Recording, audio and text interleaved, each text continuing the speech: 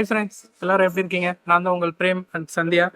So நாங்கள் தான் frames and blocks சேனல்ல இருந்து வந்திருக்கோம். ஸோ எங்கே வந்திருக்கோம்னு பார்த்தீங்கன்னா, நம்ம சிஸ்மியா ஈவெண்ட் சென்னையில் வந்திருக்கோம். ஸோ ஈவெண்ட்டுக்கு ஃபர்ஸ்ட் டைம் நாங்கள் இப்போ மெம்பர் ஆகி கலந்துருக்கோம்.